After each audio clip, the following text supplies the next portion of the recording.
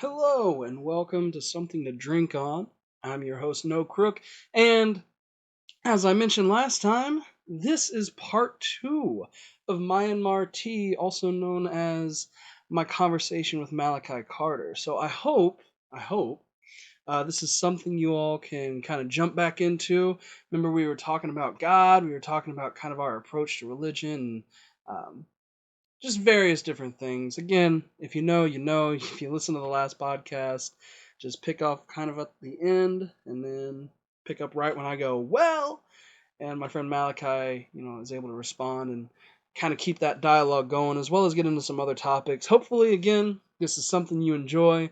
This is my first time trying to split something up into two parts just because it was a pretty long recording session. I know some of my other podcasts were very long, so I wanted to make this a little bit more consumable for you guys. So hopefully this is something that works.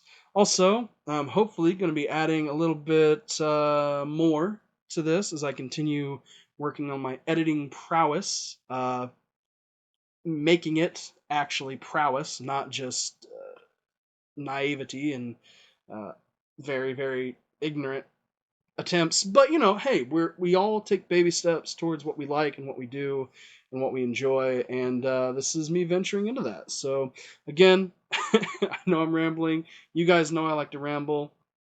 Otherwise, you probably wouldn't enjoy this as much as you do. Um, and again, this is part two, Malachi Carter. Hopefully you enjoy, and I'll see you on the next one. So semantics wise, one might argue, yeah, you are a Christian Yes, if you I follow his am. teachings. But that's the thing. So, what are Christ's teachings? Because like one of my biggest beefs with the church is how we talk about sex. Right. Because I think the way we try to preach that we say is in the Bible is not what's actually in the Bible. Right. And And like depends on what church you go to, because then we got to talk about what things that happen like generationally. You know what I'm saying? So like there's a reason why your baby boomers and whoever came before them like are so like adamant about like purity culture because 70s. right, they were having a bunch of problems. They couldn't like keep their penises in their pants. You know what I'm saying? They was wilding out going to the movies. So it's like we're done. We're done with movies. We're done with um not wearing pants. You know what I'm saying? Like we're done. We're done with boxers. Everyone's wearing briefs now. You know what I'm saying? Which it's like, dang, just because y'all have them problems, I mean that you gotta like set this whole mandate for the rest of us. And I guess that's just a piece of it. Like something I always get frustrated about is like how we talk about sex because I realize how in youth ministry and in my life personally, it's just affected me negatively. Right, but then like something that we learned from AU, I don't know if you took sexuality here. I know I I did didn't, not. but I know I would. picked up on a lot of things from what I heard from friends. Like, yeah, we are sexual beings. Like, how can we not talk about this? See, that's the thing. I learned this afterwards, after I started having sex, because I'm a terrible sinner because I'm having sex outside of marriage. Oh my gosh, you're human, right? No fucking shit. Wish people at AU would understand that. Like the administration. Ooh. No. Shots fired. Pop. No, those shots can keep firing everything. Scaring my cats. No, You can come get this smoke too, Missy. But for me, it's like that piece of it is not as commonly discussed in an actual Christian realm. That was discussed Christian realm, or just like this particular area that ascribes to Christianity. I would argue Christian realm because like what you said, as far as like these boomers or like these other, God, I hate using that term now because it's such a meme. Okay. But right, exactly. That was stuck up on me. Like I literally just learned of that like this happened. week. Like right. literally, right. But I always wanted to explore like how like certain meme culture develops. Yes. Oh, it's too much. Like who's the meme? Who's the gatekeeper? My friend, that rabbit hole you do not want to go down. You don't. I'm just gonna be 100. But it's like etymology almost. You know what I'm saying? Talk to Alice, to my man. No, man. He will take you to school and back. You'll be wanting to go to recess. Yes, I'm ready. I'm so ready. Ready or not? But that was Yoda, right? That was a bad. I really wanted to laugh about this. That was a bad attempt to Yoda. I'm still laughing because like I'm glad that I caught that reference. I'm like, I think that's Yoda. It was. Like I mean, I feel like I watch enough Star Wars to know these things. I know people who haven't seen Star Wars. That's a I'm gateway. Continuing to meet people who haven't. I'm just like so weird How? How did you grow up in the same generation? Right. It's like this is America. You haven't even seen it. We caught them slipping on. Right. Screw having people who are migrating here, trying to answer questions about dead presidents who we never even discuss in class. I want to know, have you seen Star Wars? Ooh. That's your ticket in. Oh, if you've seen Star Wars, that's how you get into the. That's how you get into the country. That's right. how you get into the barbecue. That's how you get your green card. Come and have a seat. Right. No, you're right though. What was I talking about? My bad. No, you're good. That was funny though. Shit, something about God. Something about God. Something about God. You know. I know we were talking about worship. We were talking about community. We were talking about Oh, okay. So sexuality. Yeah. So in referencing to like the boomers, the people who are from like older generations. Yeah. Well, even then, their negative reaction to people being human and having sex was, "Oh, you shouldn't do this shit," because there's still like there's always been some sort of understanding. Right. Pretty much. Then there's a conversation for well, dang. Didn't you? I ain't gonna right. Didn't you? And then like. Well, dang, I ain't gonna stop these boys from jacking off. Because then we gotta talk about Kellogg's. Right. My man Kellogg's and then Graham, Sylvester Graham. Mm-hmm. Have you heard about that? I know it's from Was it Kellogg, the same guy who made the graham cracker, I thought? No, I don't think so. It might be. Like working together. I know like that whole that group. Yeah, those social reformists. Yeah. Or the progressive reformers, sorry.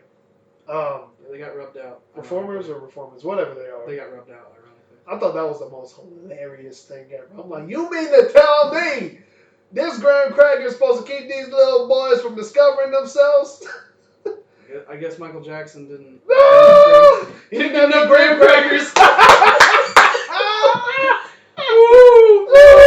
Oh, that poor man. Like, well, he's dead now. Yeah. Maybe. I really hope that he kind of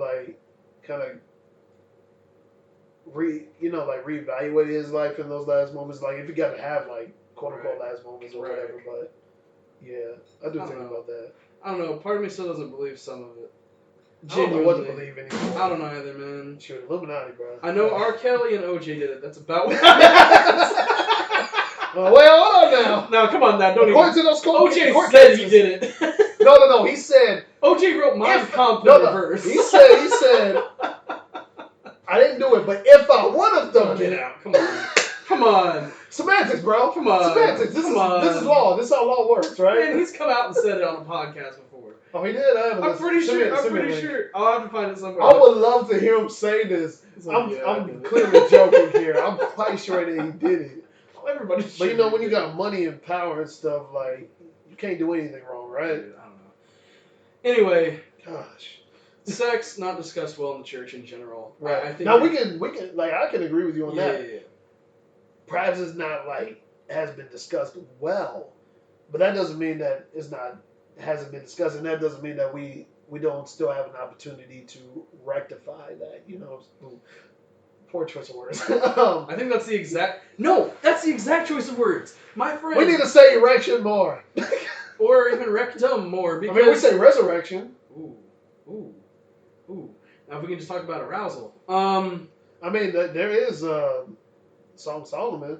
Ooh. But yeah, like I do see where you're coming from with that. It's like, well, no, certain churches would be like, yeah, you can't read that until you're married or until you're older or whatnot.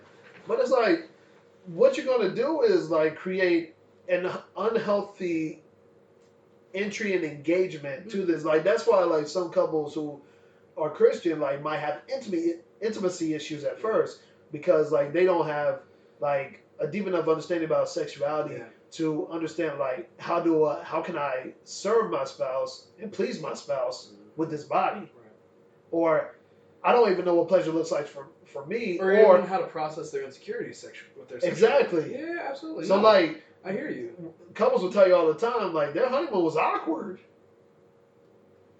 You put the what is it? Penis inside the vagina, or something like that. There's some comedian that talks about how like when he was a kid they used that kind of terminology, like they just put a P instead of the V because that's too. I don't know, just Right. something stupid. So like, what Again, another level of censoring for just sexuality. Right. So like, what we try to do like at our church, like at least like me being a youth minister. Right. Now, I don't do this all the time with like the elementary school kids because Right. like I don't think I want y'all to think about sexuality at all like right now. Even then, like there's a certain level of understanding they right. have. They haven't even hit puberty. Right. Now, if we talk about something that happened in the Bible, it's like, okay, let's go there. Like, Ruth, or like Ruth and Boaz, Joseph. That's my favorite. Right. Or like the Joseph narrative and like why he got jailed. It's like we watched the video on there, like they sugarcoated it. I'm like, look, let me tell y'all what happened. Because this is what the Bible says. Like, she wanted to sleep with him. He had an accuser who right. had power, who had priority. Right. And like, but it's okay we talk about this because he didn't do it. Like, he didn't have sex with it. He did what we were trying to like encourage y'all to like approach sexuality in a context that is healthy for relationships and healthy for your relationship with God. Mm-hmm. You know what I'm saying? Yeah, no, and I agree with that, and I think that's something I would absolutely adore to see in more ministries, youth ministry especially, but even just like the church being able to talk about sexuality in a more open sense, because like, you know, I mentioned earlier, you know, the black community with homosexuality, and I didn't even say this, but I'm sitting thinking, I was like, well, shit. Wait, did we talk about that? I mentioned it, but we didn't really talk about it. Oh, okay. I was sitting here thinking like, well, shit, even in just like American culture or white culture, if you're gay or if you're a nerd, I'm sorry, they're playing. Oh, you okay, fam? Yeah, no. I heard a boom on there. I'm like, bro. But like homosexuality and being a nerd, to some extent, is still a subculture, even in. Oh heck yeah. So like I was like, well, I shouldn't say like why are those an issue in the black culture. I was like, shit, they're an issue in every culture right now because we don't know how to process it. And that's culture. And that's culture. Culture's just issues. Right, cultural issues.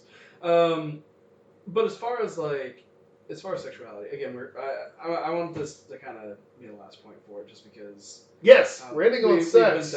Well, for just talking about sexuality. So I try to see the humor in a lot of things. It's hey, we still ain't talking about nerd stuff, bro. We haven't yet. But hey, we've been getting on some good stuff though. We've been riffing really well. There's a book. We barely even talked about appropriation. That's all right. We hit the points that helped me understand. And cool. That's what I really wanted from this. Because it wasn't a Facebook conversation. Right. My gosh. Like I'm really trying to slow down. Like, have you seen like I've noticed. I appreciate more memes. Cause like I'm tired. Like, not that like I don't want to talk about these things. It's just that like it's hard not to have a. It's hard to have a genuine conversation on Facebook. Right, and some people, they don't want to go deep. They just want to like chime in with their 2 cents and leave. And it's like, one, that's not how conversations work. Yeah. Like, you don't just like bust through somebody's door and be like, all lives matter, and then just leave. You're like, what the heck? Where did this dude come from? I ain't seen you in years, and you just like, we barely even talked on campus. Hey, that's white privilege. It is though. Straight up. But no, as far as that, it's just a book, and I'm happy I actually get to recommend a book. I feel like I'm at that point in my life. Oh, I can actually recommend a book. Nadia Bolz-Weber. It's called Shameless. Shameless. Yeah. I feel like I've heard of this. It's phenomenal. She is a pastor at a church in Denver, I believe. Okay. It's called like the House for All Saints and Sinners.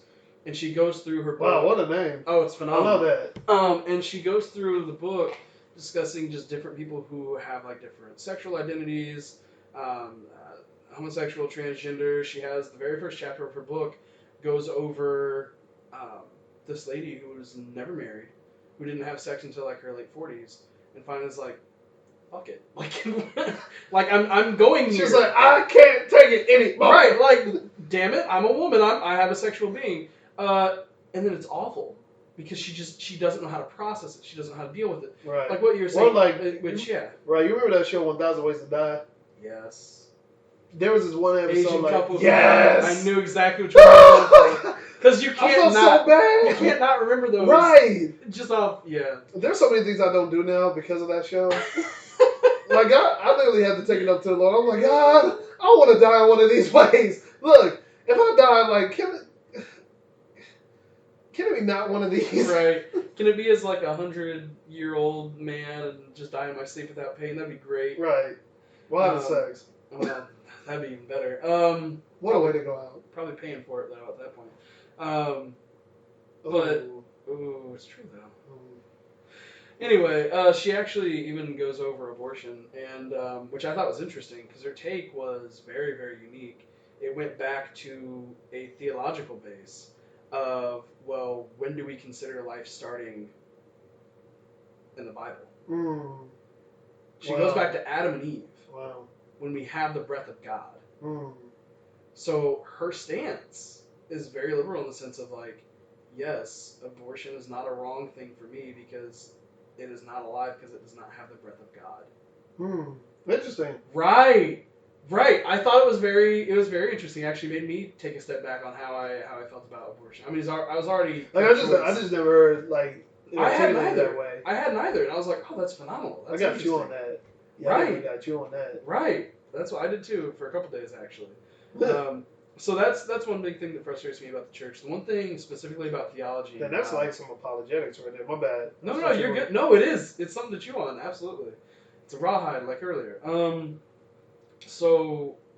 Wait, chewing on rawhide? Rawhide bone. Oh, like for a dog. Something to chew on. Oh, I never had a dog, so I don't. You never had a dog? Nah, my mom's allergic and I'm allergic. And like I just like now like kind of admitted it or like really just realized it about a year ago. Yeah, man, like it's it ain't no joke. Man, no ice cream, no dogs. Right. How do you stay happy, man?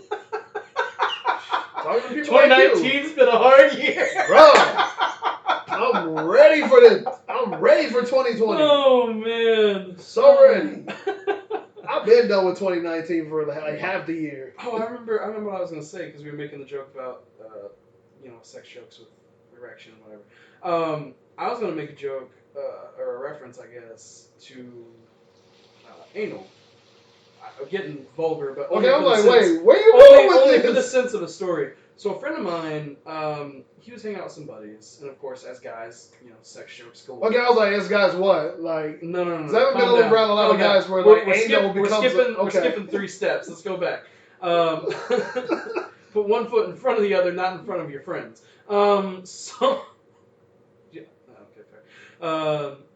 So he's sitting there, they're all making jokes, and so he makes a joke about that because the other three friends he's hanging out with. Wait, about what? They're all Christian about anal. Okay. With their wives or whatever. Gotcha. And all three of them. Anal, he's doing doggy style with his wife, like. Right, well, that's the thing. So that's the thing. What's y'all's problem? No, he just makes a joke about it in passing. Just in passing. And by the way, I had anal sex with my wife. Well, no, not his wife. He's just making a joke about one of them doing it with their wives. Oh, okay. Again, like something you do because you just fuck around. And maybe he was just curious. He was like, "Hey, do you guys?" At one point he did, but all three of his friends, they're against it. Like, yeah, they're like if religiously against it for some reason. Well, like if I was married, like and I have other friends who were married, they were Christian. I'd be curious and like, hey, like what do you What's guys? The hype? Right, what's the hype? Like, what do y'all explore as a culture? Right. Or like maybe I was struggling with my marriage. It's like we gotta spice things up. I'll try anything once. I mean, bro, just give me anything. I'm desperate. Oh yeah, sure. Anyway, so he makes a joke, and his three friends, they kind of laugh at that point. Later on, he actually gets into an argument with his friends because one of the wives overheard the joke and felt very uncomfortable because on a religious level, they think that's wrong. Where's it say that in the Bible? Bro, you don't have to. It's this idea. I'm going back to our point of sexuality. It's so poorly discussed that actually ruined a friendship with him and that whole friend group because all of them had that stance on that specific sexual act. Yeah. So this was important about church for me. Like being around like people who are like studying the Bible and then teaching what has been studied, you know what I'm saying? Like, so like this is how I see my church because like I wouldn't be surprised if we had a conversation like that. Like if I hanged around like a bunch of like the couples, like married couples, I'm quite sure at some point I'm going to hear something like that. Right. I know in the singles ministry we be talking about stuff because like we be struggling sometimes, And like I've learned so much from like the older seasoned saints who are married and who are not married about stuff that I thought I would never be able to talk about in church. Yeah. But we talk about it. It's Yeah. like, oh my gosh, this is what church is. You know what I'm saying? So like, and that's the that's thing. one thing like these universalist churches are doing right. You know what I'm saying? Like, Right. so I get why like that's so attractive to people, especially like people who come out of those Pentecostal churches and whatnot. You know what I'm saying? Like, I don't blame you for going in that direction. You know what I'm saying? I understand. Yeah. It's like, shoot, like you didn't get what you needed from this church, and unfortunately, it has the optics and the of like representative of all churches or the big church at large, the body of Christ. And so one might feel at that point, crap, you did not edify me in a way I needed to be edified. But over here, they're saying things that starting to make sense. Or at least the conversation was open. Because, like, right. I mean, yeah, okay, yeah, I come from Pentecostal. But when I go from Pentecostal to Wesleyan to then church. Right, my bad, I forgot you went to Methodist. Methodist. But, like, that's the thing. Like, I go through all these. I've had conversations with people on campus who came from different faith backgrounds, Right. still Christian. And it seems like every time there's a pushback with having open conversation. So for me, it was like, okay, so this is a general church thing. This is like, this is a thing across the map that we have a hard time with having that conversation, which I'm glad, and I kind of want to check out your church now, because if they are willing to have that kind of openness, that is rare for a church. Yeah, like, just go and ask, just go ask somebody. Don't walk in the door with a sign saying, I want to talk about sex right now. Let's talk about sex, baby. Like, just do that. Now, look, no. At that point, we're going to have to talk about, like, Couth. Common decency. Yeah, like, you don't go around, like, just, you sound desperate right now. Like, we first would be like, hey, man, you okay? Okay. Look, man. There's... Look, bro, like, you ain't gotta do that, man. You're scaring people. Scaring people, man. Okay. Why is this on your mind? Like, why is this the first thing on your mind? I mean, I get that you have a penis, yes. But your head is up here. Your first head is up here. I mean, which one's up? No, I'm not. Never mind. I'm not gonna make that joke. Which one's up first in the morning? I see what you're We'll just go there. We'll just. Not Morningwood jokes. But that's a real thing, cause like, no, it is. Like, real talk. Like, no, you're good. Like, I remember I learned about the concept of Morningwood, like from like a friend at one point, and I was like, oh, that's why that happens. I thought something was wrong. Like, I thought, you know what I'm saying? Because, like, that's another thing. Is like, we don't talk about this stuff in a healthy and regulatory, like, way and method. Mm-hmm. People are going to grow up thinking something's wrong with them. Absolutely. It's like, crap, why do I get that tingly feeling when someone puts their hand on my thigh? What's wrong with me? Oh, my gosh. That doesn't mean that you lust, and that just means your body is doing the thing that the body was designed to do. Dude, the idea of lust. Now, what you do with that afterwards, okay, that's a different conversation. If you keep repeating that image in your mind and deifying that image, you know what I'm saying, to the point where that image becomes your God or like your idol, you serve it, you surrender your life and your thoughts to it. Now we're talking about something deeper than that. Right. I mean, like, shoot, if someone kicks you in your balls and it hurts, that's what's supposed to happen. Right. If it doesn't happen, now we're questioning, like, your functionality as a human being. Right. So yeah, I guess for me it's... You know, you got a lot of discipline, like, you study Kung Fu or something like that. My bad. No, you're good. You ever seen movies like that where, like... I've seen like the documentary of, like, the monks who can just, like, take over. Wow. Oh, Jesus. Oh, it's awful. I don't know how, but they do it. I don't know why you want someone to do that. I mean, I guess, it's good to be prepared, but, like, that doesn't mean... Steal, I guess. Right. Your sperm count might be down, though. I mean, so is drinking Mountain Dew, apparently. But... I mean, I'm doing wild. There you go. Now I'm on guard. Million ways to die. Right, like, Mountain Dew. I need to be a contribution to society by making babies. Right, because we need more babies. Yeah, no, so sexuality is a big one. The other one for me, and this is just a general idea about God, is theodicy. I don't... Like the book? No. So there's this theological term, it's called theodicy. Oh, that's cold. I like the way that sounds. Oh, it's beautiful. Theodicy. Ooh, I'm It's sorry. it's dealing with the problem of evil. Okay. How is there an all-powerful, all-good, loving God and evil? Ah, So for me, that's one of my biggest struggles. I the thought classic atheist question. oh God, it's such an annoying atheist. Because any atheist who starts with that question obviously is missing the point of having the conversation. Well, I mean, I can't say that it's annoying. Like, I think because it's like, how can I put this? So like, I get it.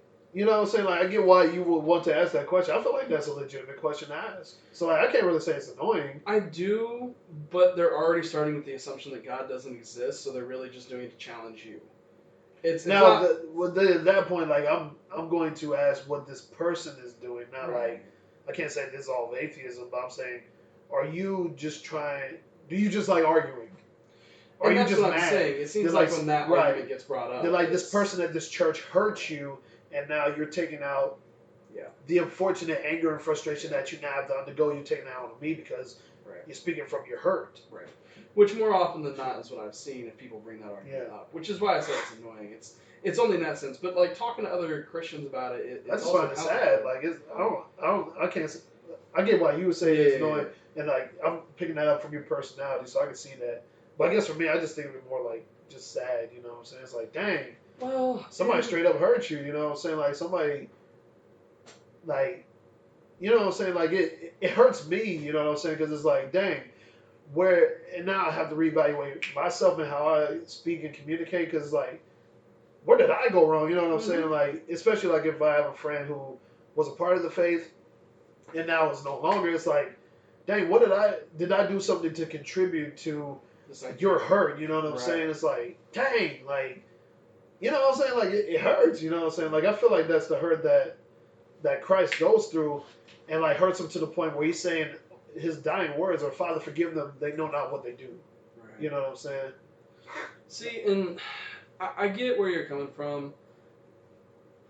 I guess for me, I'm more impatient with people.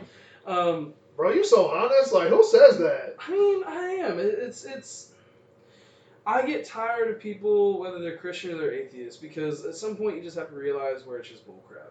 If you're a Christian, you're like, well, how do you explain everything being the way it is? I'm like, okay, but you're already starting from the point of God.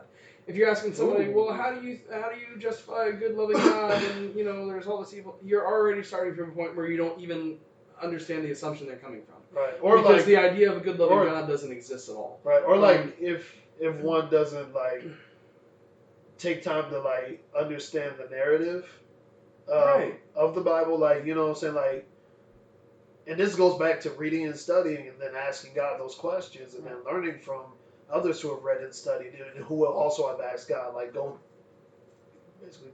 Okay, I'm a big proponent of church, so like,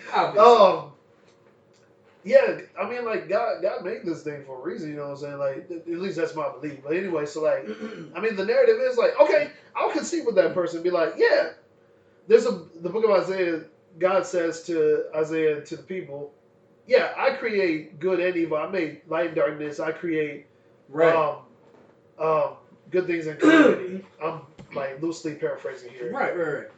I'll concede with you on that. Yes, he did. Who's going to take care of this problem? Who took care of this problem? God himself. If we believe Jesus to be not only the Son of God, but God in the flesh, God took on responsibility for the stuff he created so that he could be the hero, so that he could be worshipped, that he could be loved, and so that we can have free will. Because like, he ain't going to make you do nothing. Right. You know what I'm saying? Like, well, and that's the other side of it, is then also... What kind of love is that? Like, where you know good and well these people are going to turn their backs against you and hate you and curse your name and say you don't exist, but you literally give your life up for them, even though they will never choose you, or if they do choose you, they continually backslide. What kind of love is that? Boy, you crazy. So I wasn't. I ain't dying for nobody. I ain't dying for none of y'all. After you done did this to me, you go to hell. That's why you're not God. that's why I'm not God. That's what it all comes down to, fam. You ain't God. So like, how can you tell God how to be God when you ain't even a God yourself? So that's sorry, not even a God, but you're not God yourself. See, and that's where I get tripped up. So for me, like right now, I'm working at a domestic violence shelter. Yeah. okay, basic. Man, that's so cool, by the way. I love Like, it. I don't know if you get enough acknowledgement for that, but like, it's people like you that like allow for others to say to themselves, I want to live another day. You know what I'm saying? I want to get up and do this thing. I'm hoping that's what helps. Honestly, whether you see it or not, like, you're a part of it. You know what I'm saying? Yeah, and I appreciate that. Or you're helping the person who's helping somebody else. You know what I'm saying? Hopefully. Like, you're a part of it, bro. Celebrate that. I'm okay being a cog in the wheel right now. Hey. As humble as I can make that. But you're still part of the wheel. That's true. You're still moving forward. Come on, you're still moving. I'm trying. Come on now. It's hard to see it sometimes. You can preach at me all you want, but I'm going to sit here and check. You think the cog sees what it's doing all the time? It literally does it every day. Right. Obviously, it's too focused on moving. Right. Cogs don't look in mirrors. So here's my thing. With terrible things that happen to people, there's obviously the argument of free will. Mm-hmm. The other side of that same argument is, okay, well, if God's still good and God's still loving, why does he then allow that to happen still? Why does he still allow evil people to do evil things? And you say, well, okay, free will. All right. Why do parents allow their children to go to the bathroom by themselves after a while? Right, and that's the thing. Like, even if it makes a mess. They come in and, like, there's crap all over the walls. Oh, my gosh. All over the floor? You remind me of a story. I want to tell you that later. Or that movie, Daddy Day Camp. Oh, God, yes. Man, it was on the ceiling. Like, how do you get it on the ceiling? Right. So for me, it's hard to just sit there and say, well, yeah, God's okay watching that happen and not actively participating. Yeah. But think about, like, human autonomy, though. Like, if anything, like, and this is, I think, is a good talking point for, like, secular humanism and also, like, human empowerment. God is empowering us. He gives us literally that power to choose whatever the heck we want to do. You know what I'm saying? Like, that's so dope. It is. And so here's the thing. I see what you're saying, and I see that completely. Mm-hmm. On the other hand, I'm sitting here and I'm looking at it and I'm saying, okay, if I'm somebody who's been hurt, if I'm somebody who's seen this, somebody saying to me, God is empowering us to be able to do good, God is empowering me to move forward, doesn't answer my question. Right, because nothing speaks more than hurt, you know what I'm saying? Like, because hurt is in your face every day until it's gone. And for some people, they die and they're hurt. Yeah, and that's my point. Like, for me, I can't sit there and say God has this in some way or another, because I don't know how that fits yet. So that's one thing that I've been struggling with recently, but otherwise, like... Bro, you're so honest. I love this. I'm trying to be more. Like, I don't know if you know, like, how much strength it takes to be, like, honest, you know what I'm saying? To be like, look, this is where I'm at right now in my relationship with God. This is how I think about God right now. Like, this is how I think about my life right now. You know what I'm saying? Like, there's too many quiet people. I love this. I appreciate that. I like to think that I have something I'm going towards. I don't know what it is yet. Well, no, you might be closer to God than, like, somebody who's been sitting in the pew at church for all their lives and never questioned anything. You know what I'm saying? And here's my problem with that. I appreciate that. I do. The problem with that I have is I also struggle with pride. So, like, I know I'm intelligent. I know I have a certain level of how are you able to say that, though? How am I able to say that? Yeah, how are you able to say that you struggle with pride? Struggle with these things and that you acknowledge these things as a struggle. How are you able to say that? Because I still have moments where I sit and I say exactly what you said. There's a church person here who probably isn't as real as they think they are. Or this person who isn't as blank as they think they are. I'm like, I think I'm further than them. But it's weird to have that thought in the back of my head because it sounds bitter. It tastes bitter when I say it out loud. It doesn't taste loving. It doesn't taste sweet or gentle or kind. Yeah. It tastes like I'm still trying to be ahead. So how do we understand that those concepts exist? Kindness, lovely, sweet. We only understand the depth and the magnitude and the awesomeness of that by tasting something bitter, by seeing something that's not good, by seeing something evil. God wants us, like, my belief is that God wants us to have a full, I mean, like, that's what the tree was, a tree of the knowledge of good and evil. Yeah. And God has given us that choice to go ahead and accept it. It's like, okay, if you eat from that tree, look, this is what you're going to have to go through. This is what you're going to have to understand. Yeah. Since y'all want to be God now, cool. Go ahead and be in my position and see how this is it. See how this is. See what this is like. Having to watch y'all go through all this and me still loving you. Yes. Oh, that's so tough. Like, what kind of love is that?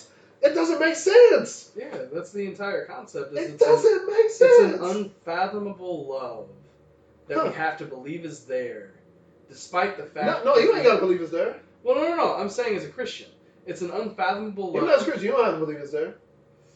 It's That's the want. premise, though. It's the want. You know what I'm saying? But we always desire it. Like I think there. I think And that's so there's human. We there desire is, to seek something above ourselves. Yes, absolutely. And to seek a love that's higher than ourselves. You know what I'm saying? Well, I think when you get to a certain point, you can recognize it's love. A lot of times they just recognize it as something higher, which I mean it is what it is. I was thinking of like whatever people think love is. You know what I'm saying? So so that's my thing with God right now. I love how you said that's your thing with God. Fam, I think you're more Christian than you think you are. I probably am.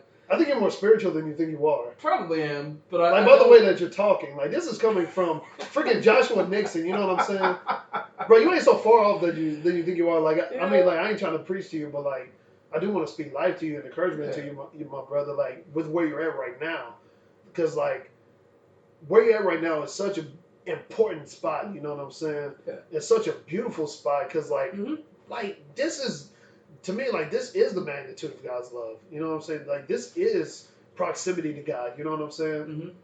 Like, the fact that you're able to still ask these questions and, like, the fact that you recognize certain things as struggles rather than, you know what I'm saying? Like, and then recognizing there is an understanding and a knowledge and a wisdom that's higher than yourself, and it's okay, and that's okay. I think that's the issue that a lot of us face is, like, we're not okay with being lesser than. We're not okay with not being on top of things.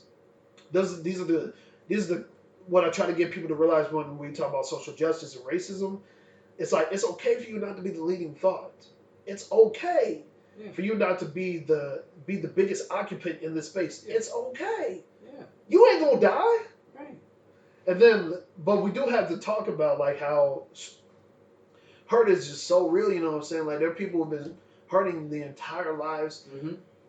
But, like, what I have to believe is, like, or what I want to believe is that healing comes through Jesus. And if I don't see it now, there's the other side of eternity, you know what I'm saying? Like, now, not everybody going to believe that. Yeah, that's I was just about to say. But it gives, but if anything, even if it ain't real, I'll conceive with somebody, it gives me hope. I'd rather believe in that than be like, I'm just going to die anyway and then come back to this earth and then die again and come back to this earth and die and die and die and die. So here's my thing. It doesn't sound fun. I think resurrection does sound fun.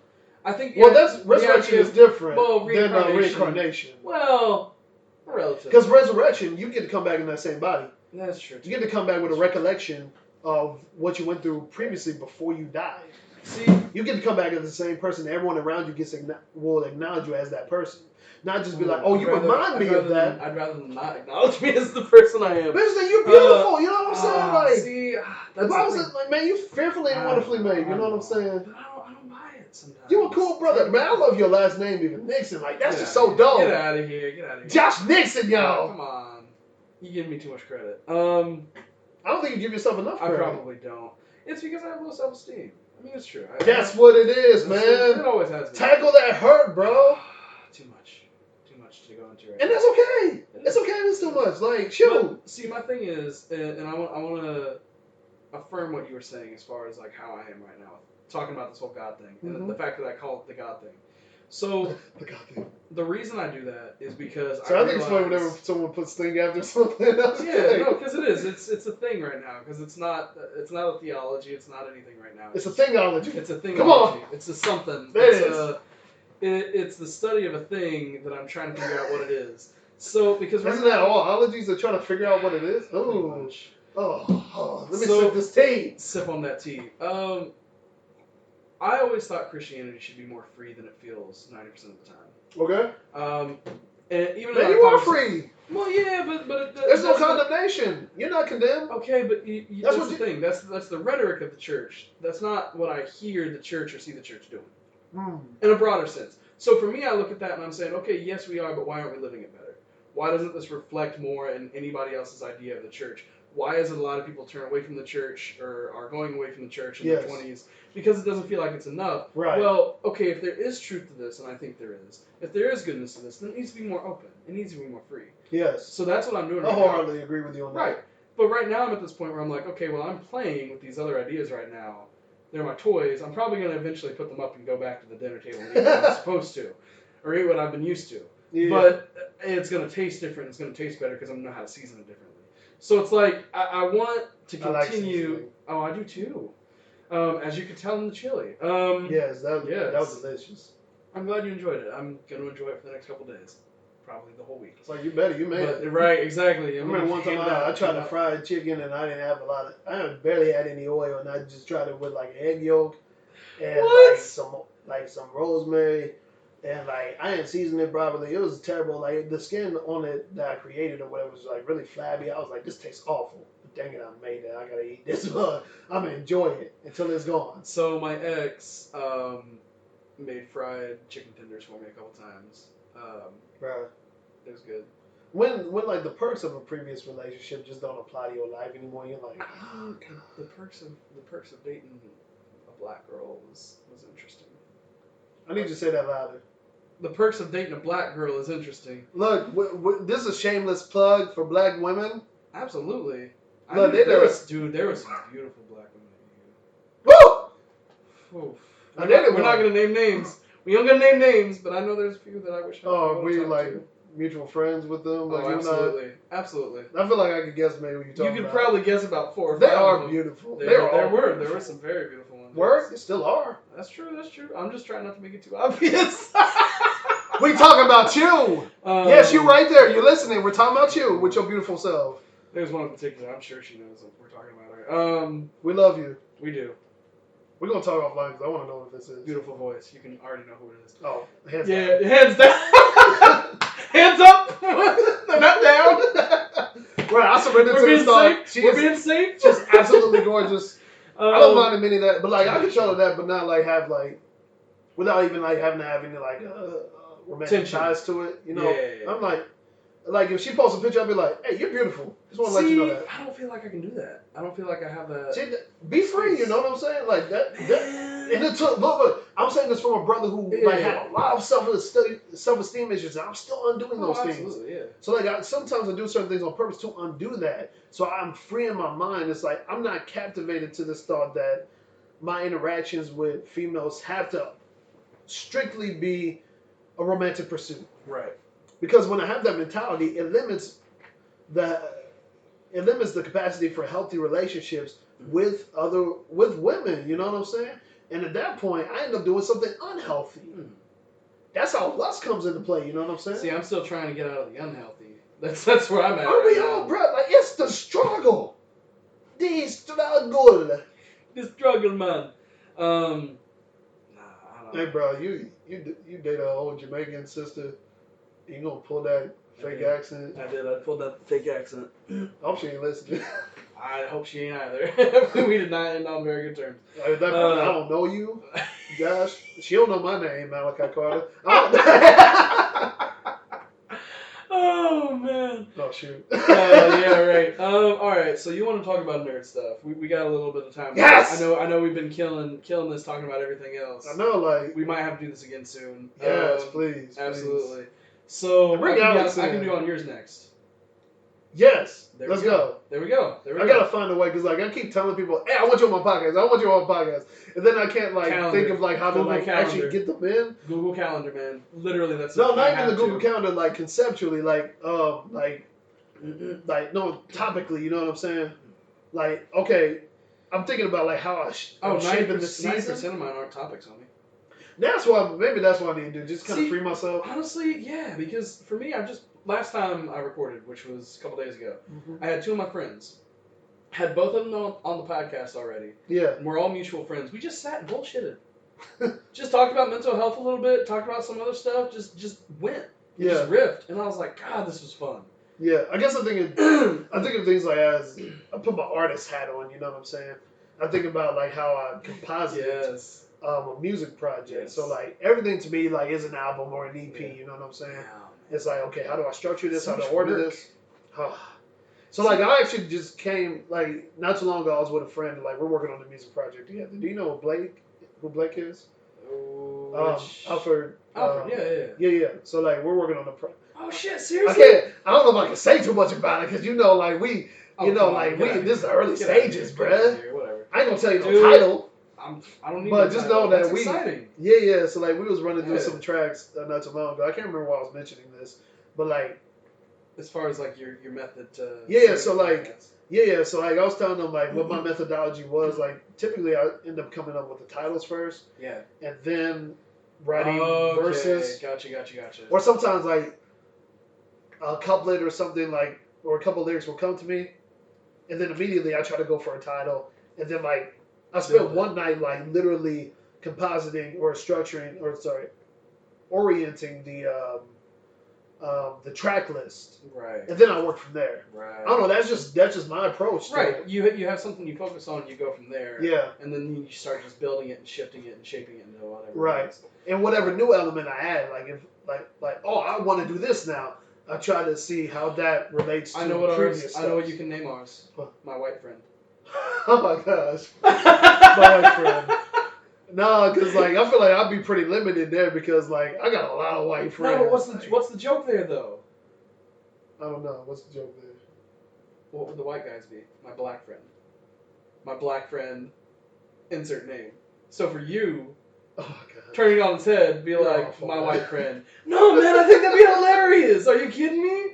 I don't know. Like if I was going to do that, I would have tried to make that joke earlier. Cause like I've had like a total of 2 white people as guests. Oh man! Like what was on the first episode? Jacob McCall. Oh shit! I forgot about that. I'm about to say if you don't know who Jacob McCall is, I'm about to slap you right now. He is. Yeah, so like I had him and Devin at the same time, and then over the summer. Oh, that's right. I just remembered it. It's okay. Dang, Jacob McCall wasn't important to you? Well, he was doing a lot of listening. Yeah, that's true. He was. Yeah, which was good. We was just like really just pouring into him and like even giving him some words of encouragement as he like navigated through like social justice in the context of like Black history and Black history teaching in his class, which is dope. Right. And then like I had a Juneteenth. Oh my gosh, I did it again. A Juneteenth episode. I remember that. Yeah. No, I said 17th at that point. It is the 13th. Oh my gosh. I'm gonna stop talking about this. Okay. But then I had another white individual there. Like she was a friend of a friend, and now she's a friend because like now I get to have like a friendship with her. You know what I'm saying? Hey. Well, see, the joke can be because you're the first black person I've actually had on the podcast that I'm gonna post. Because my other buddy, I tried to record with him, but we did it over Skype, and the audio was. Man, it was bad, bro. So we gotta actually meet to do it sometime. So yeah, I could be like, oh yeah, this is my first black friend, and then I can be your wife. Nah, maybe that's too much. That's too much. I get what you're saying. Conceptually, that would have been funny though. It would, man.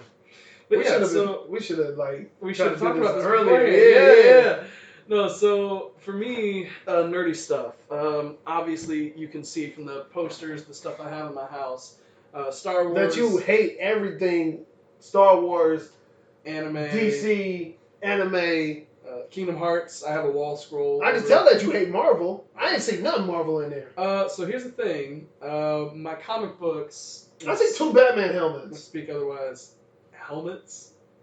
Sorry, masks. Whatever. I feel like there's a helmet because there's a whole piece to it. Yeah, the fact that I got offended. Robin wears a mask. He does. That's true. I can't even call it a mask. He wears like stick-on visors. Like he does. He wears like a visor. Oh my How does that stay on his face? That's what I want to know. Adhesive? I don't know. Maybe the stuff that women put on their dresses to hold those up. How can they not know that he is Robin?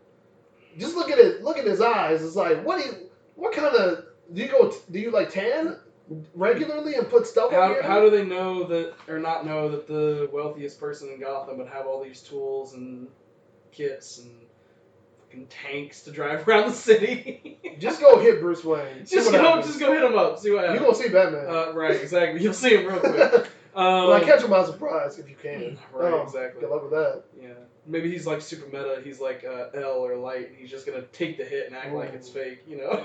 Now I can understand. I can understand Bruce Wayne, but freaking Clark Kent. Come on now. No, that one's funny. That one's such a good meme, though. Right. Like, y'all I'm praying for y'all. I was about to call y'all something. I try not to call people. So yeah, so what's your main thing? Is it more sci-fi? Are you more anime? Are you more comic? Like which do you lean towards All of most? All of it. All of it? Like it just depends on what You season just it play is. Depends on. hopscotch? Yep. Yep. Like I was known as a table hopper Oh, dude. from Same. like high school. Like if you watched me long enough in the MP at AU, Oh, I know. I saw you. I was You a were table everywhere. hopper. I tried to, man, but it got too much. Bro, you gotta be committed. It's a lifestyle, bro. I can tell. You don't play around with that stuff. That's why you couldn't do it. That's true. That's true. All right. I didn't want If to you would have stuck with me, bro, I would have like indoctrinated you. You know what I'm saying? I Like, mean, you left after my like second year, so I couldn't do anything. it's all right, man. It's all right. You do. It wasn't for you, It wasn't. and it's okay. Now there was gospel choir too. Man, Insane. I'll slap you for saying that. Anyway, got some choirs for everybody. It's Sure, true. Get out of here. I wish it would have felt more like that on campus. Now after I left, I don't know what happened. That's what I'm saying. I can't Like account after for you that. left, it didn't feel like it. Well, that's because a lot of people who were leaders there left, and that was about. We graduated. What was we supposed to do? I'm not blaming you. I'm just saying it felt different. It wasn't what it was. Some of them tried to come back. You're welcome. No, I know. You came back and sang with us a few times. It was good. It was golden. My cat's over here trying to be obnoxious. Anyway, so it always depends on the season. Yeah. Depends on how much time I have on my hands. Like that's why like when we was talking about anime, like I'm just like that cat just opened. Oh my gosh, the cat just opened the cabinet door. I'm sorry. He knows how to do that. Like it sounded like a human being. Yeah. Opening the cabinet door. Yeah, no, he just puts his paw under and opens them. Okay, I'm convinced they can play fetch. I'm convinced. I don't need to see anything else. Anyway, so I'm sorry that you're good. Oh, It's shit. crazy. Yeah. Right. He's a super intelligent What cat. the heck, bro? He shouldn't be as smart as he is. It's like in there now. Yeah. Anyway, so like it always depends on time because like I don't have much. I don't even know how I'm able to even do this. I got to get up at butt crack at dawn in the morning and go dance in church. What? Yeah, I do too much. You do too So like I couldn't even answer your first question with all the things that I do. So I teach. I'm finishing up my master's 2020. Hashtag 2020. I am a youth minister. I'm the director of elementary at my church. I also do spoken word, poetry, like both spoken word and written word because I write as well. Rap. I do photography. Run a podcast now. Been doing that for about a year. There's always something else. Like okay, so like I do freelance photography on my own, and I also work for a company that does like graduation photography and stuff like that. And then I also work as a writing mentor for a writing club that Butler University does. So like about once a month, we bring in kids from like the Indianapolis community at large and from elementary all the way like K through 12 practically. Mm-hmm. But I swear there's something else I do and I'm forgetting. I wouldn't be surprised if there's about 5 other things that you do that you're forgetting. 18 actually. Probably related to church. Yeah, like I mean like there's even like random things that I could do in church that I either used to do and I don't do now, such as dance. I don't know how I got in this thing, but like really it was just like a favor for my sister in Christ, like who's leading the dance. I'm not gonna lie, man. Your life sounds hectic. I don't know. Sounds stressful to me already. Like, don't look at my bedroom ever. Like, I don't invite. There's a reason why I don't invite people to where I live. And like, if they do, because like I live with my parents, I'm trying to save this bread, and so I'm just like you can stay here downstairs. Man, what's your room look like? You don't want to see that. I don't want to see that. You don't want to see that? I don't want to see that. We can make out here on the couch. We don't gotta go upstairs. That helps me stay abstinent.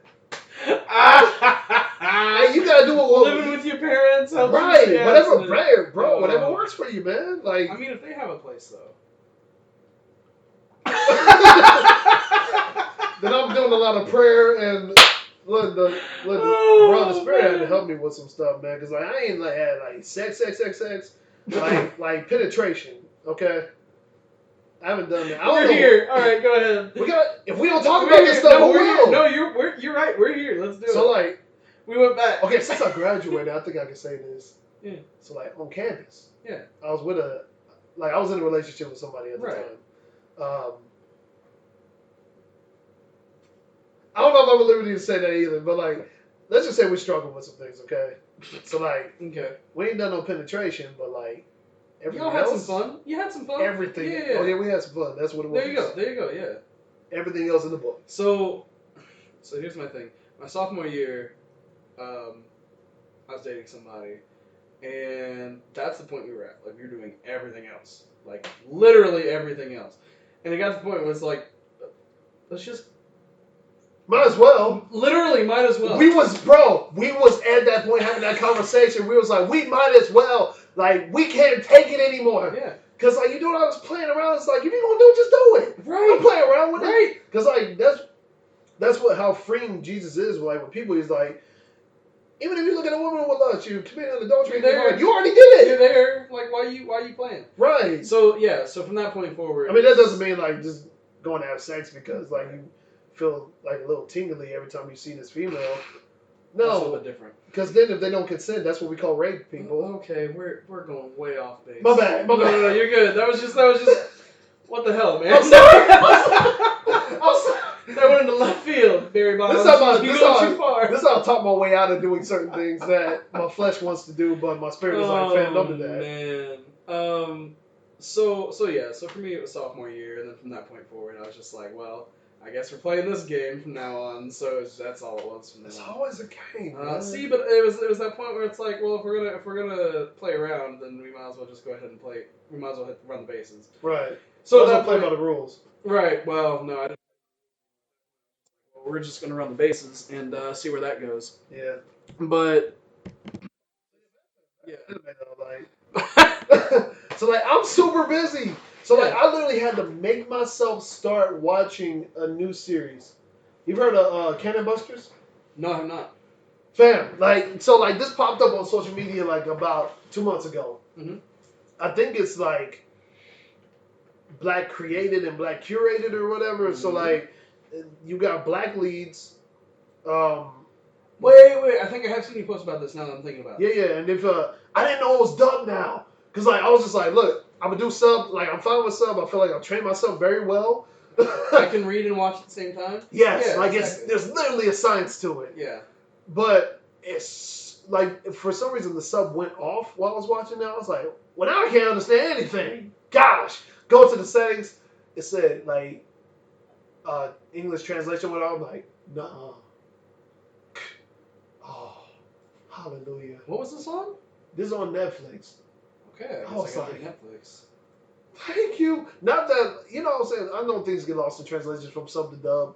Still. But, like, it depends. Like, if I'm busy and I ain't got the energy to put into, like, absorbing, like, information through multiple processes of translation, from eyes to ears to brain to, you know, like, however it can resonate with me, like, sometimes I ain't got time for this. So, like, I had to literally commit to Dragon Ball Super when that was out.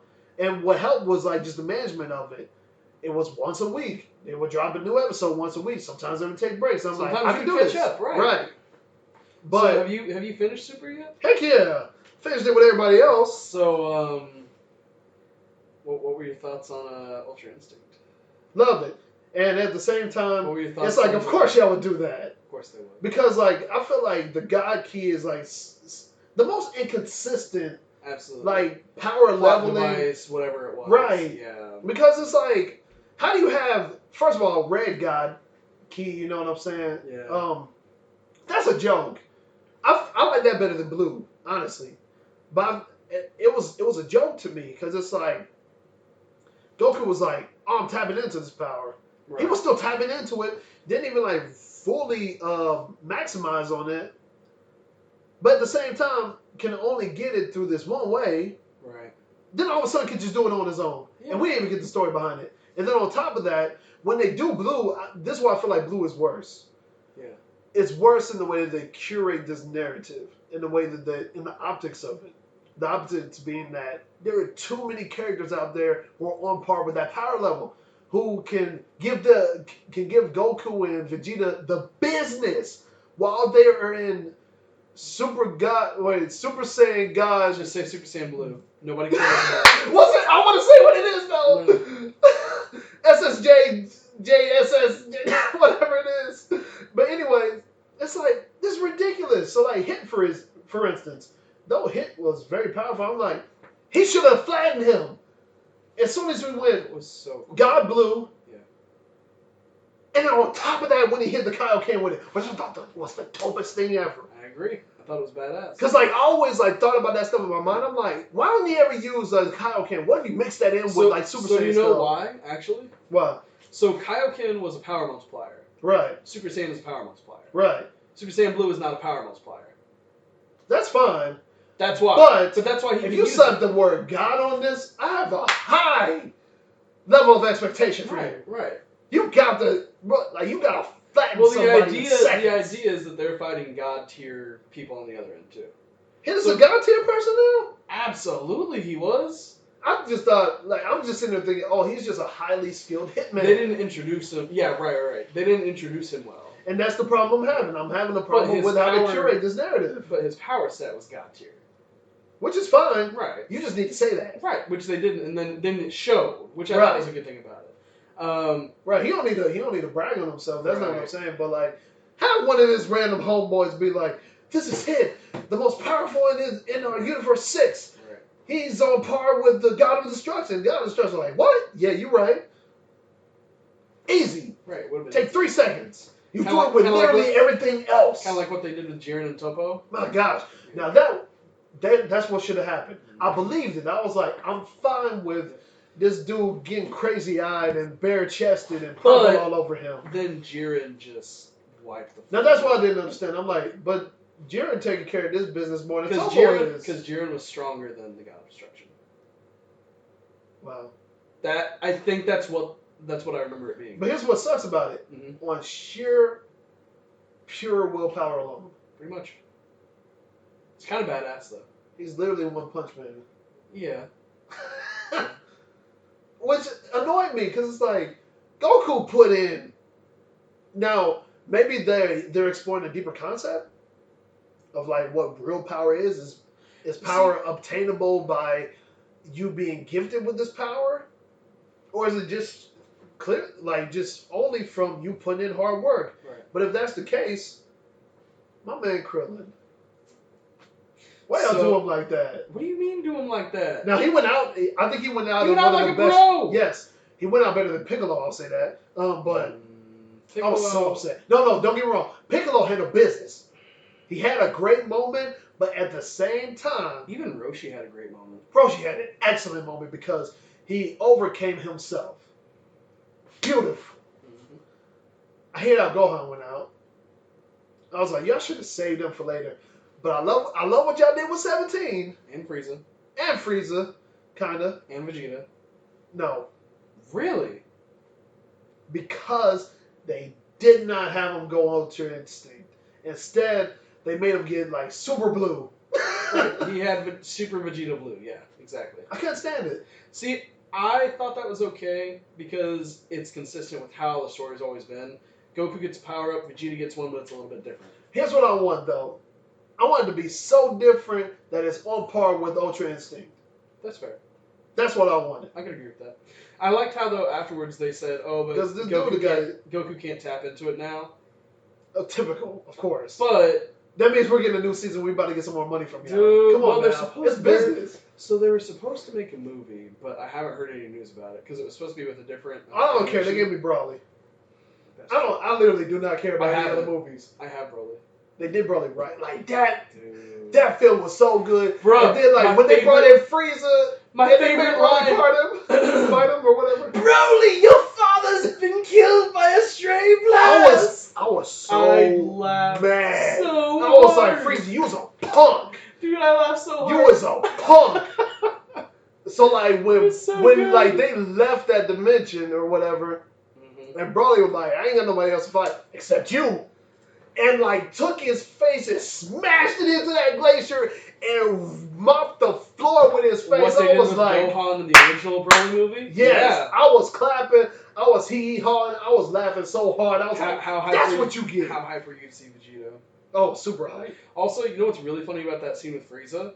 The fact that he lasted as long as he did, because you have to wait. Yeah, I was surprised. You have to wait 15 minutes between every. They took their sweet precious time. Oh, they definitely did. I thought it was 30 minutes. You're right, it is 30 minutes. Well, it's 30 minutes for the fusion.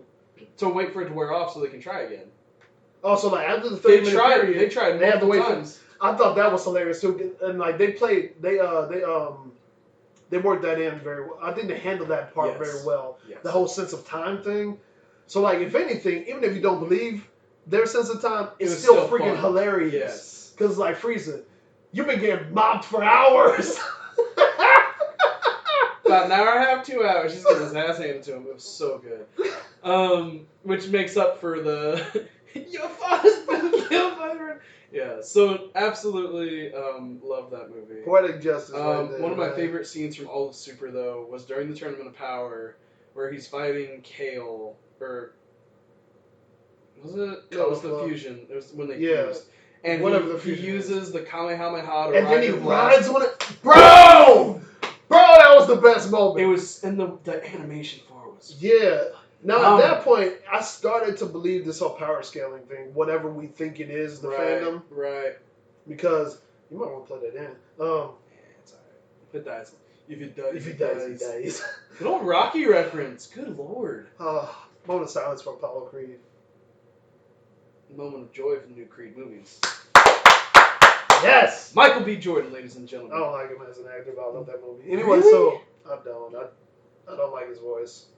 Oh, come on, man. That's your only reason? Killmonger was literally my only reason. Killmonger was a phenomenal character. I didn't like Michael B. Jordan as him. Because, like, some lines he just didn't sell to me.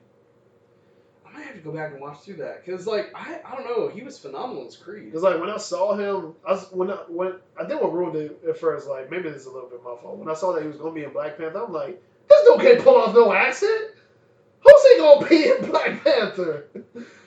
You know what I'm saying? The guy who didn't need the accent. Right. And I was like, okay, that's sense. Cool.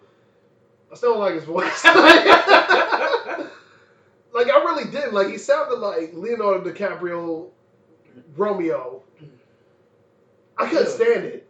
I didn't believe any of his lines. He sounded like a kid. He sounded like a middle schooler rehearsing lines. I don't think he was that bad. Like, I'll have to go back and watch it. I think it was bad. I just didn't like it. I think you have some implicit bias, my friend. Heck yeah. I'll admit it. So, like, yeah. So, like, Super's dope. I'm looking forward to the new season if they're actually going to do it. I know they're doing the manga. They've been doing the manga, but, like, I need them to hurry up and, like, go ahead and get that out animated. So, another question, since obviously Star Wars poster's here too. How hype are you for the new movie? I'm pretty hype. Pretty hype? Yeah, like, not as hype as some people are, who've been hyped for literally everything with this. I have. And then not as, like, probably bitter as some people are. Because, like, I know, like, Last Jedi, like, left a weird taste in some people's mouths. Dude, I loved it. I loved it, too. I thought it was phenomenal. I thought it was, too. I was like, a lot of people are like, I can't believe what they did with it. I was like, but they explained why they did it. Like, they did it I was well. fine. Now, like, when they burned the Jedi books, I was just like... Why? Right. I was like, why would you do that? See, I got that. I got why. I got why, too, but I'm like, I don't even know what's in the books. Tell me what's in the books. Right. Well, that's the thing. At that point, it wasn't supposed to matter. Because the idea... I want to know what's freaking in the books. What's in the box, man? It's the water. No, see... At least tell me what's in the books first and then burn it. See, no, because it was the whole Jedi Code, and the idea was that they were leaving that behind. Maybe I was thinking too much of Avatar Last Airbender. With, like, the water-breathing scrolls. How important those were. And they fought hard to get that stupid scroll. We just jumped real quick to Avatar. Okay. Bro, I'm so fluid with it. Man, but see, so you're a waterbender. We'll get to that. Yeah, I am a waterbender. I took a test. Okay. I thought I was an earthbender. I'm actually a waterbender. I'd say earthbender more, actually. See, I'm starting to believe waterbender more because, like, just, like, how fluid I am, you know what I'm saying? Yeah. Maybe it's a Pisces thing, whatever that is. I mean, I like fish, I guess, but I would prefer to... I don't necessarily prefer to eat them. Like, I like eating them, but I like watching them at the same time. It's like, I can't watch and eat you. You know what I'm saying? I'm not following. I'll be honest. Excellent. I ain't following myself either. Anyway, okay, good. Yeah, so like back to Star Wars, like I am hyped for this. Like I'm kind of scared. I was scared with The Last Jedi too. Absolutely. Like I'm definitely scared with this one because I'm like, I don't know what the heck y'all about to do. See, my thing is I have not had any expectations for the movies. And that's what helped. I just didn't have any expectations. I'm just like, look. I'm just like, this is gonna be good and I'm gonna enjoy it. That's and it's freaking Disney. You know they cash grabbing this mug. Don't be so invested. Just go and watch a movie. Right. If you like the movie, hey, you like that movie. Like, that was like my entry for. Well, it wasn't my entry for Endgame, by all means, because like, Infinity War left a terrible taste in some people's mouths. I'm like, y'all ain't been watching YouTube? Y'all should know this is supposed to be 2 parts. Oh, I'm a nerd. Dude, but that's the thing. Like, literally, everybody knew that there was. If you didn't know, A, there was going to be 2 parts, or B, you watch these movies and you hadn't at least heard about what Thanos does. Like, if you didn't know he snapped half the universe at some point in the comic story, I'm sorry. And plus, it's like, you're going to be a disappointment. What really makes you think they really about to just let it go like this? Come on now. Right, when people are like, I can't believe they did that, they lost. I was like, I mean, I can believe it because of you. Yeah. They did it so that you can have that reaction. So that when you go see the next film, bro, you'll cry your eyes out. Bro, we all had that reaction when Peter died. Yes. Get out of here. When he I felt it. I was crying. Tear molecules were in my eyes. I will say, I absolutely loved Infinity War. Endgame was perfect. For me, it was perfect too. It was perfect. Now, there are some things that I wanted to see, so I'll probably give it about 97, 98. Right. But like for what they were supposed to do. Oh yeah. Perfect. What they were supposed to do, how they wrote off certain characters, everything. I enjoyed it. Obviously, there's plot holes. I think it's a perfect movie. Yes. I'm not saying like it's a perfect story per se. Absolutely. It's a perfect movie because it did what that movie was supposed to do. It was supposed to wrap everything up. It was supposed to tell us exactly what was going to happen, but show it in a way that we did not expect it. Mm-hmm. I knew somebody was going to die. Yeah. I know multiple people were going to die. Yep. I know Black Widow was going to die. Mm-mm. Even when they were fighting, I was like... Didn't know Tony Stark was going to die. No, I did not know that. I thought Captain America was going to die. I'm like, I know he's taking the L. Come on now. He getting old. He's already old. Instead, they gave him a dub. Boy. They gave him a dub. Bruh, when they gave him the hammer, I hollered. I cheered. I fucking yelled multiple times in that theater. Oh, man, I was so... Yeah, I lost my mind. I lost my mind to the portals. Yeah. Because, like, at that point, I totally forgot. I didn't. I was like, everybody... I totally forgot that they could possibly come back. As soon as I saw that first portal, I forgot about the snap. I was like, oh, they're doing it. They're back. Especially they're like... back. Oh! And even before that, like, when Cap, like, strapped up with that broken shield, and you see him against, like, that whole entire army, I'm like... Beautiful. Fam, first of all, dope money shot right there. Freeze frame that. But then, I was just like... Because, like, maybe in the back of my mind, I thought, oh, yeah, of course they're going to come back. But I don't feel that right now. And then on top of that, it's like, oh, they're going to show him, but like, that was the going in, like, cat. Right. Like a straight-up street fight that you know you can't win, but you're going to go out swinging. Like, they ain't going to say I went hard. Yeah. cat. But, my bad, I'm getting super high. But anyway, so when, like, Falcon came in with that when you left, and then just seeing all those portals open, I was just like... I about started crying. Actually, I think I did. I think I teared up. First time I saw it. Bro, they got you it did what it was supposed to do. It took you on this... It took you on the crazy journey emotionally. Yeah. And then you had... Falcon getting the shield. That was... So, okay. I lost my mind. I liked it. Because they skipped...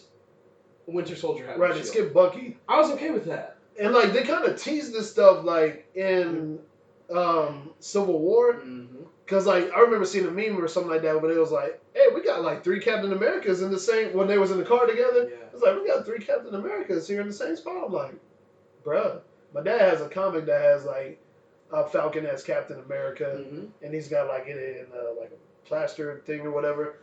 And so, like, I was waiting for any moment of that to happen, but I thought that was going to be it.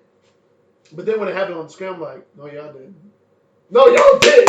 Oh, stop it right now. Now what? Because I thought it was Bucky. I thought it was going to be Bucky. I'm glad they passed up Bucky just because it's time to have, as silly as it sounds, it's time to have a black Captain America. Been time. Because it's been in the comics. It's been there for a few years now. Right.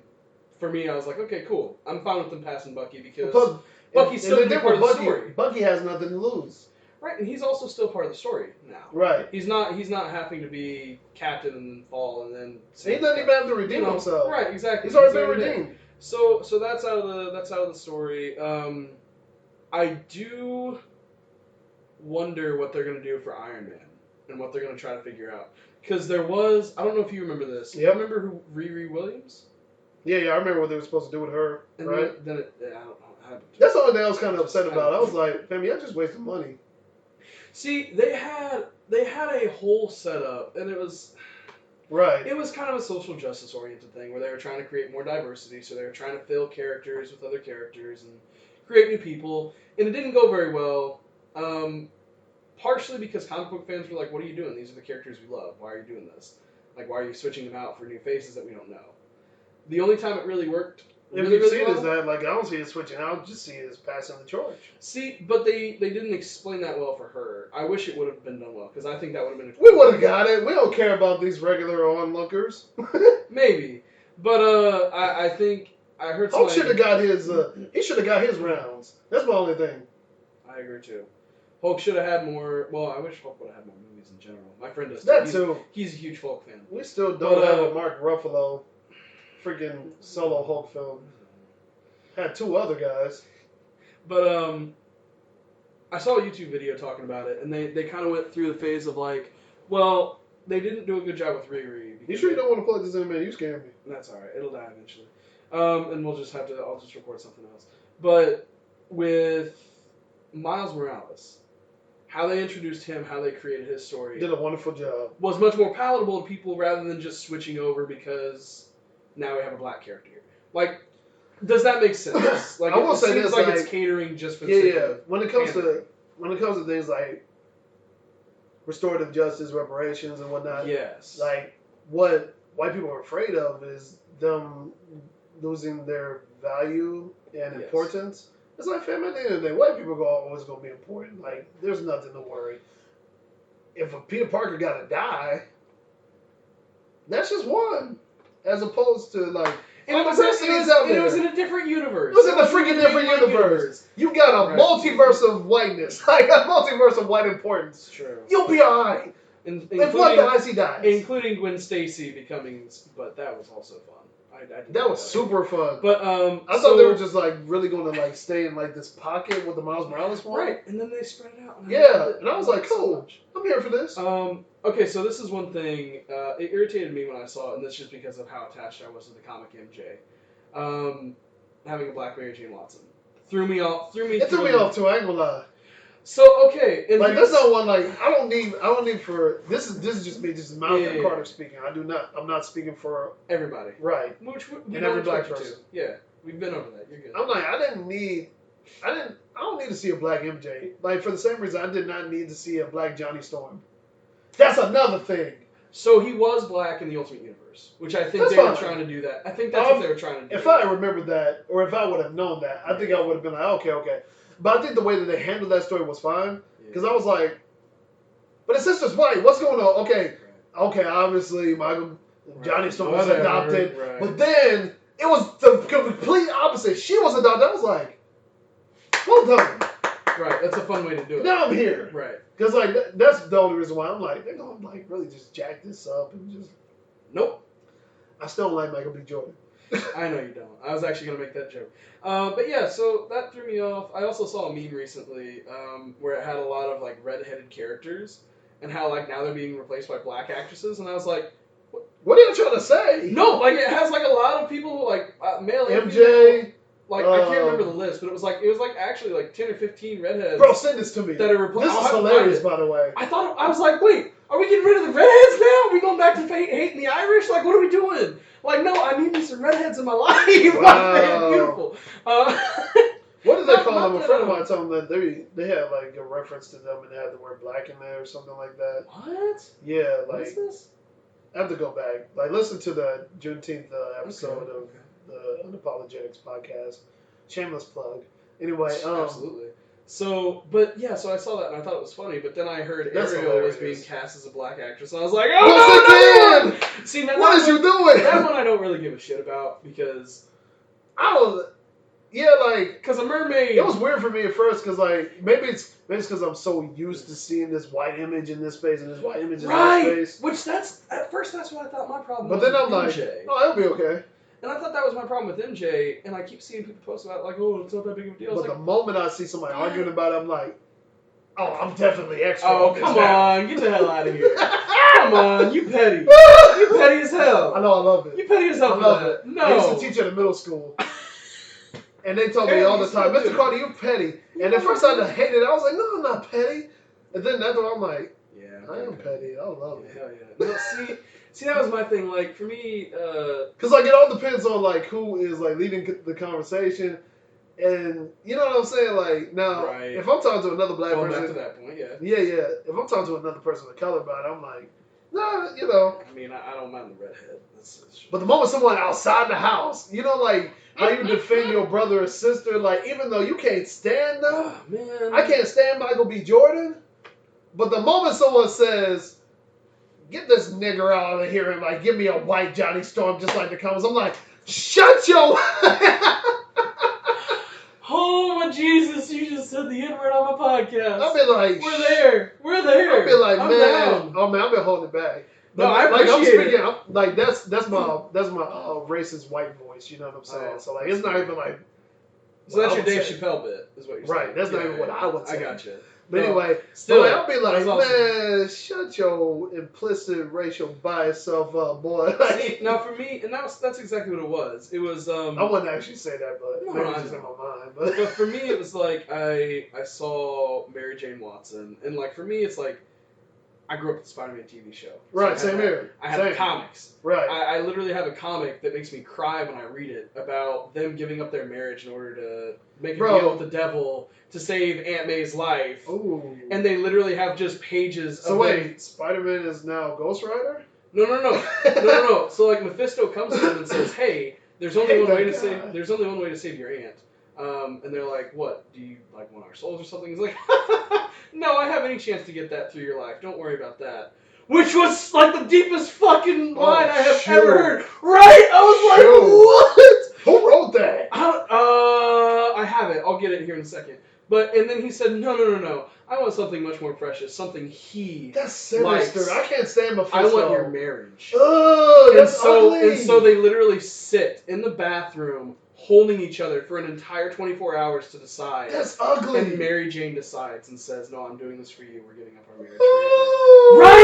Right. So for me, I'm like, no, this redheaded badass model crazy bitch. I love her. And now it's Zendaya, who is attractive. I don't actually find her as attractive as some people do, but I mean she's relatively attractive. That's another conversation. That is a whole other conversation. But and then like wait, we're talking about animation, right? We're talking about cartoons, right? No, I'm talking about the actress. Oh, I was like, I don't talk about that stuff, but I remember one time my cousin of mine and I like we joked about that. We'd be like, dang, they're making some of these cartoons look fine. Mm-hmm. What the heck? Why are they doing this? We're anime fans. We've already been over that. Right. But anyway, so like for me, I was like, okay. Isn't that like? And then she's cute, but like, granted, I'm old. I'm like a lot older now than I used to be. Like watching this stuff, so like I have a different mind now. I'm like, oh yeah, you're young. And then when I started kissing Zac Efron on The Greatest Showman, I'm like, this is weird. Right. Stop. She looks younger than she is, which throws me off. And then they also wrote her character a lot different than MJ normally is. So, like, obviously they're taking a completely different approach. Right, at that point, like, I would rather her be a different character. Right. But at the same time, we do need to talk about, like womanhood and, like, that role in terms, like, in the superhero genre. Yeah. Because, like, one can say, like, the way they curated MJ's character, aside from the comics, just in the... the movies? In the movies. Well, yeah, because they definitely still have that trope, though. Right. I mean, the funny thing is, like, when they had Emma Stone play Gwen Stacy... Bro, when she died. Right, but even before that, like, she was a character. She wasn't just a damsel in distress. So, like, they obviously learned how to write better. Right. And then they just kind of... make a half damsel in distress with the I don't know. I liked the new characters for the new Spider-Man movies. Yeah, they were freaking hilarious. I didn't. So like now, I guess that's the second one. You said what? I didn't like MJ's writing for her character the first one or the second one. I like her. it felt better for the second one. Well, she actually has lines in the second one. That's what it is. I literally can't remember any lines for her in the first one except I like think you she guys has used dweebs or snarky something like comments. that. Yeah, that's it. Yeah, that's literally what it was. Yeah, so, and like I was fine with that because I'm like, oh yeah, that definitely reminds me of middle school and high school. Right, but like that girl that low key liked you. Yeah. And like you liked her, but it's like I don't think she does because like she's just putting up this front like I hate you guys, but I still hang out with you for some reason. So I'm like, that's so real. I'm here for that. Yeah, I don't know. I thought they were supposed to be in high school, so for me it felt weird. Like it felt more like middle school. Yeah, it did. I guess like they were trying to like really go the other extreme as opposed to showing us Tobey Maguire being in high school for like 48 minutes. Right. And then Andrew Garfield, like... Yeah, that one was a weird one too. Yeah, I liked it though. Oh, Amazing Spider-Man 2, well... Yeah, the second one was dope. Second, like in terms of like... There were things I didn't like about the first one that much. I liked it. I liked the first one better. But like I loved it. Maybe it's because like that whole hype about the costume. I was like, that's enough for me. The costume is great. It's gorgeous. He's got big eyes now. That's fair. That was good. But Tom Holland with the moving eyes, with squinting eyes, I was like, yes. Say less. I don't need to see anything else. I don't care what y'all do with this franchise. I don't care what Tom Holland does. I'm just glad that he's young and that he can squint his eyes in that suit. That's all I need. I will say the villains so far with Disney's version of Spider-Man I've enjoyed more. Yeah, I didn't know how it was. Vulture and Mysterio were great. Yeah, and like it was so unexpected. They incorporated Mysterio into the current storyline. Boy, they did that so well. Now here's the thing: there are obviously some plot holes there. How did Edith not know? Right. How did it didn't feel like it had to be shoehorned, but I see why they try to connect it. Right. But they still wrote Mysterio. But like it's something like, and this is what I'm glad that Sony understands. Only Disney could have done this for you. Like only in this context would Mysterio have worked. By the way they brought him in with the plot, like with the whole like the drones and everything. Right, the drones, and then Tony Stark's drones, and then also the concept and idea of the multiverse making sense after Thanos, after Snapchat. Which also that only would have made sense in this context. Which also, even though it was used just as a plot point for him. I don't care. Also be... Y'all gave me Mysterio. Right, but could also and I thought it was going to be terrible. Well, and it could also be used as an idea for more movies. Exactly. Like the actual multiverse. Somebody could not have done that by themselves. Like, you know what I'm saying? Like, so that's why I'm excited for, like, with this Disney stuff. And the same thing with the freaking Vulture. Because, I've never liked Vulture as a villain. Really? Yeah, like, I'm sitting there like, how the heck has Spider-Man not inadvertently killed him? Right. There are a lot of heroes. There are a lot of villains like that, like him, Kraven the Hunter. So there's actually a storyline where Kraven kills Spider-Man. Really? So what happens is he kills Spider-Man. He feels satisfied with his life and goes and probably kills himself. Yep, right? Exactly. And then Spider-Man pops up out of the grave in a few days. So. Hey, plot twist, y'all. Because it's Spider-Man. Right. Because Marvel. Because Marvel. Well, because comic books. Right. Because DC pulled that trigger first. DC absolutely pulled that trigger first with Superman. Oh yeah. And Superman Returns. Yeah. New 20-something. What's it called? New 52. No, this was a while ago. Oh, okay. The Death of Superman when they originally killed him off. Oh. With Doomsday. Yeah, that was years ago. And then Doomsday did that. Good job, bro. Yeah, Doomsday killed. Well, they. I don't follow DC as much as I would like to. Like, I feel like I had enough of Marvel to like have an entry to that whole universe. Yes. And like, even like little things I could pick up on and just kind of understand. With DC, like it's just so vast for me. It is. There's a lot. I would actually not recommend the comics just yet. If you're trying to get a taste. So, can I admit something to you? Sure. I don't really read comics like that. I know I'm a terrible nerd. Like that's okay. I'll lend you some. Appreciate it. Probably won't read them for a long time. That's fine. Anyway, so don't expect to see them back. I'll speak up when I do your podcast. The only like comics that I fully read was one issue of I think it was an Ultimate Spider-Man. Yeah. And at the end of it, Doc Ock was like, "I know who Spider-Man is. Freaking Peter Parker." It's like awesome. Parker, and then like issue 1 for Miles Morales, Spider-Man. Mm-hmm. Because I remember when that joint came out and like I saw it at the bookstore and I'm like, wait! Nuh-uh. No, y'all didn't. No, y'all didn't. Y'all do not have a little black boy in this suit. Give me that. And just fell in love. So like I was already on Miles Morales hype way before. Oh, absolutely. I was there. I was going to comic shops when that first happened. And I saw the death of Peter Parker and I was like, what? Boy, when I saw that too, I was just like... And then I see this oh my gosh.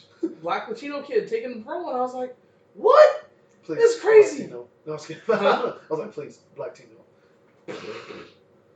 Anyway. Which I thought was dope. Like that's the only thing I can't like fully connect with them on, because like I mean I speak a little Spanish, but like that's not my culture. But then again, did you see that post I made? Like I went to an on yes, I saw it recently.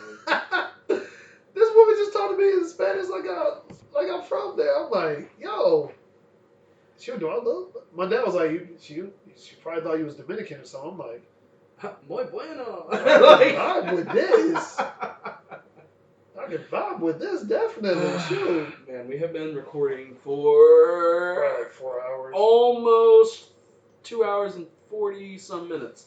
So I'm going to go ahead and cut us off, partially because we keep noticing my computer's about to die, and you're scared. I'm scared for you because like I've had stuff like this happen to me before, especially in the midst of recording. I had something really similar where a buddy of mine recorded with me for 3 hours at his place.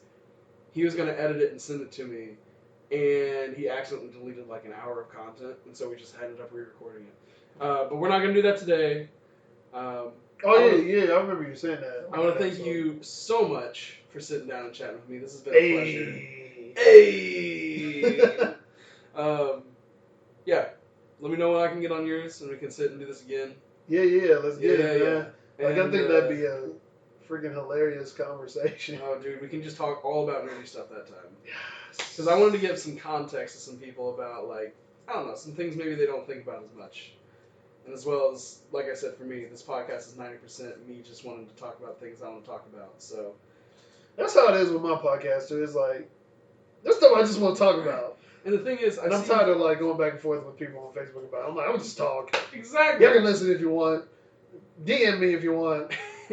I would just say this stuff. Well, see, and I've always seen you as an educated person. I've always seen you as somebody who has a finger on the pulse of what black culture was. So that's one of the big reasons I did want to talk to you, because I wanted to get some insight from somebody who does not speak for everybody, but can speak on something that I obviously can. So I appreciate you saying that. Not everyone like has that like revelation or that kind of wisdom. I just realized as soon as I look at my skin tone and say, "Oh yeah, I don't know what it's like to get." And so often people forget that, and it's okay. It's okay that we're different. Yeah.